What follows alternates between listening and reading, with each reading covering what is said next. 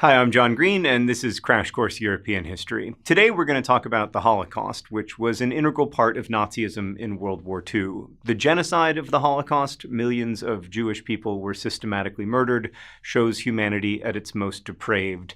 And we've thought a lot about how much footage to show from the camps where so many millions were condemned to death.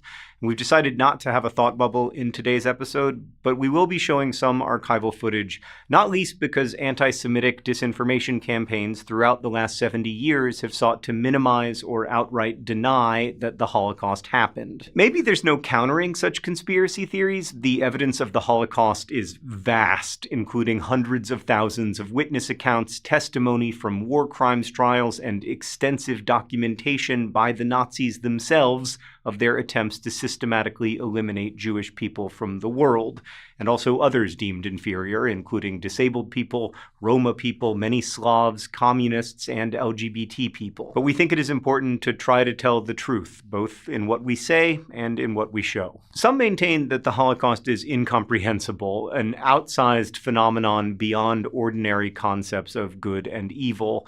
And in some ways that's true, but it ignores the centuries of anti-Semitism that laid the groundwork for the dehumanization of Jewish people that intensified in the 20th century.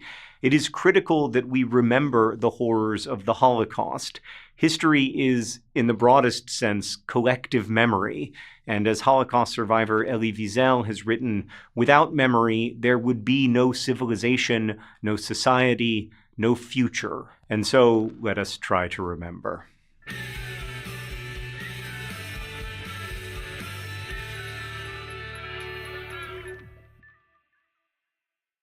The beginnings of Nazi mass murder occurred late in the 1930s when doctors mobilized to murder some 200,000 disabled people in the T4 project, which aimed to save the purported purity of the German race. In Permission for the Destruction of Worthless Life, a noted jurist and a psychiatrist argued that people deemed without value should be eliminated. T4 murderers used carbon monoxide gas to kill their victims, including in mobile gas chambers. Many of these victims were taken from institutions without the knowledge of their families. The list of dangerous people or people without value resulted from multiple hatreds of disabled people, but also of Jewish people and Sinti and Roma people, and certain groups of Slavs such as Poles, Czechs, and Russians, also homosexuals, black people, and Jehovah's Witnesses, to name just a few. In the 1930s, political opponents and these marginalized people comprised those in early concentration camps, which were more like large-scale prisons, albeit one where murder was common,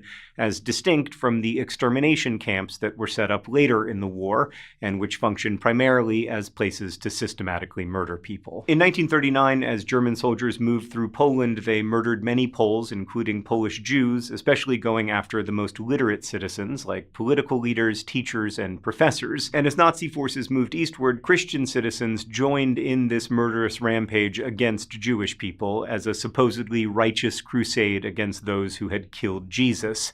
Jesus, for the record, was Jewish, and he was killed by Roman authorities, not Jewish ones, but none of this hatred was fact-based. Special Nazi forces called the Einsatzgruppen took the lead, but they were joined by civilians and policing officials. Hitler had always aspired to rid Germany of Jews, initially by means like forced migration or the creation of such dire living conditions that Jewish people would die at a rapid rate. And the creation of the Warsaw Ghetto embodied this hope for ethnic cleansing. Some 30% of the city's population was jammed into 2% of its space to live on drastically reduced rations and necessities such as coal and medical supplies. The more that die, the better, enthused Hans Frank, governor of German-occupied Poland. And then in the early years of the war, the plan for what became the Holocaust took shape, in part because it was felt that Polish people were not being converted into slave labor fast enough, and also because it was felt that Jewish people were not dying quickly enough. As the Nazi invasion of the USSR, Operation Barbarossa, began to fail by the end of 1941, on, Nazi officials set in motion a system of industrial killing modeled on the T4 program,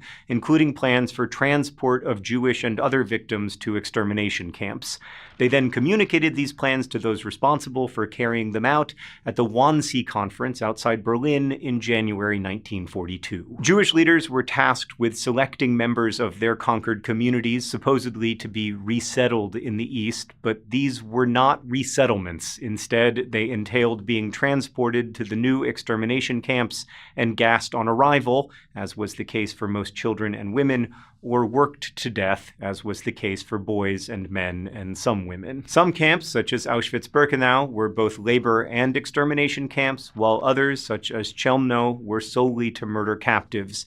And it should also be noted that mass killings continued around captured cities and towns, not just in extermination camps.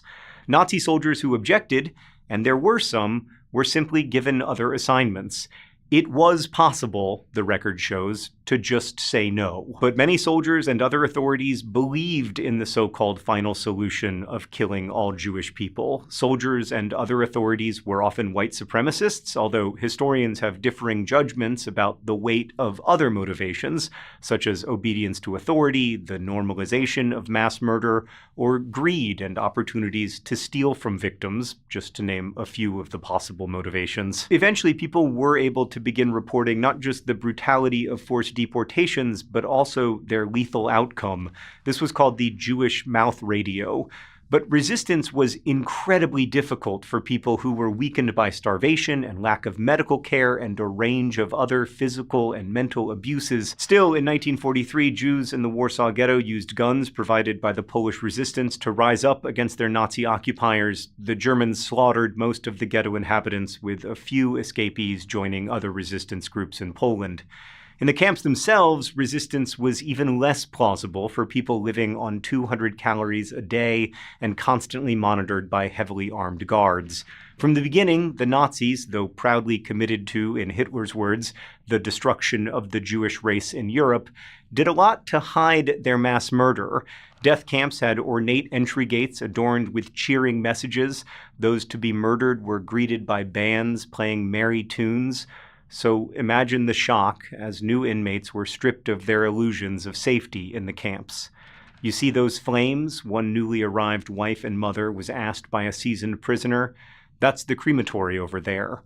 Call it by the name we use, the bakery.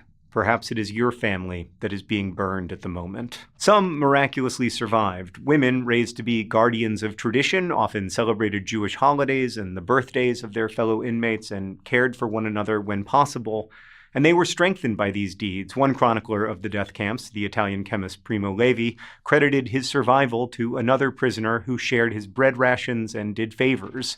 Thanks to these acts, Levi wrote, I managed not to forget that I myself was a man. Serving in a camp where overworked and starved prisoners were to be immediately murdered, Levi described how the Nazi regime drained away the divine spark so that prisoners came to feel like non-men. He went on, if I could enclose the evil of our time in one image, I would choose this image which is familiar to me, a faceless man with head dropped and shoulders curved, on whose face and in whose eyes not a trace of thought is to be seen. Given that, he wrote, one hesitates to call them living. One hesitates to call their death death. But people also kept their humanity and hope in spite of the odds against them and found ways to resist. In 1943, hundreds of captives rose up at the Treblinka extermination camp, killing Ukrainian guards. Although most of the rebels were killed, some successfully fled to join resistance forces. A year later, at Auschwitz, women prisoners smuggled in explosives that men used to blow up a crematorium and assassinate guards. But none of those resistors survived. Overall, deaths from the deliberately planned and executed extermination of Jewish people, the Holocaust, or Shoah, as it is known in Hebrew, are estimated at 6 million people, not to mention the abuse and torture of those who survived the liberation of the camps in 1944 and 1945. It's tempting to focus on those stories of survival because we have records and accounts of the experiences of people like Primo Levi and Elie Wiesel. But we have to remember that most people did not have miraculous escape stories. Most people were simply murdered for who they were, Of course, combatants in World War II also unleashed additional mass murder besides the Holocaust itself. In 1943, German forces uncovered victims of the 1940 Soviet execution of some 22,000 Polish military officers and professionals, engineers, professors, and lawyers, for example.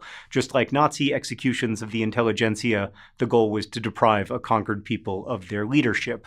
But Soviet executions did not primarily aim to bolster Russian blood or a Russian race, although with the outbreak of war, non-Russians were often driven out of businesses and some professions. But the Holocaust was very different because it was a systematic attempt to eliminate a people from the world via mass murder. It was genocide. Now, as we've mentioned, Jewish people were not the only victims of Nazi mass murder. Millions of non-Jewish Poles were also killed. In the Nazis' so-called racial science, Slavs were not seen as all the same. Slovaks and Croats were seen as superior to Poles and Czechs, for example. And Russians were seen as among the lowest Slavs because they were seen as Judeo-Bolsheviks, a term that combined anti-Semitism with the hatred of Soviet communism. Obviously, although some Bolsheviks were Jewish, many were not, Lenin and Stalin, to name just two of the most notable examples. But German soldiers murdered freely, motivated by the propaganda and speechifying filled with hatred for these twin demonized entities. Ukrainians, Lithuanians, Latvians, Belarusians, and others also joined in the slaughter because they too had been taught to hate Jewish people and had age-old animosities toward Russian might in the region and newer animosities toward Bolshevik ambitions for conquest in Eastern Europe.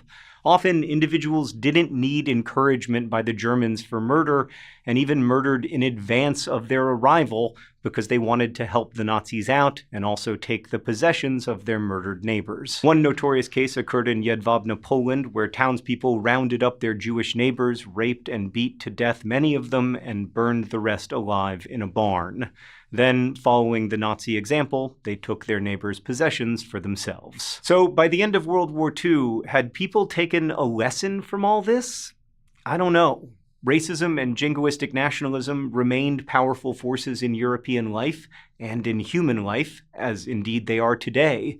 In some towns, surviving Jewish people who returned to claim their property were driven out or even murdered. And the diverse group of refugees who sought safety and shelter after the war often found none, as indeed Jewish people trying to escape Europe in the 1930s and early 1940s had been denied refuge around the world. After the war ended, many survivors of the camps gathered in port cities of the Mediterranean, waiting for ships to take them anywhere that would accept them. In the US, where anti-Semitism remained high, only 5,000 Jewish people were allowed entry. And that's very important to understand. Anti-Semitism was not only a destructive force in Europe, then or now, and that consistent long-term imagining of Jewish people as evil or inferior or inhuman allowed the horrors of the Holocaust to happen unchecked and kept Jewish people from the safe harbor they might otherwise have found. And that is something to consider not only about history, but also about our world today.